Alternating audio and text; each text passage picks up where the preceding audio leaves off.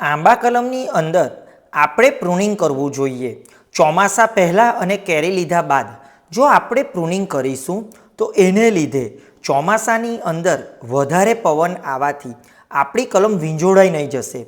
તે ઉપરાંત એનો ગ્રોથ પણ વ્યવસ્થિત થશે. તે ઉપરાંત એને સૂર્યપ્રકાશ વધારે માત્રાની અંદર મળશે, જેથી બધી ડાળીઓ પર વ્યવસ્થિત પીલવણી આવશે. અને વ્યવસ્થિત પીલવણી આવશે તો આપણે એના પરથી કેરી લઈ શકીએ છીએ સારી રીતે. પણ આપણે પ્રુનિંગ કર્યા બાદ જે પણ પ્રુનિંગ કરીએ છીએ એ જગ્યા પર સ્પ્રે કરવો જોઈએ.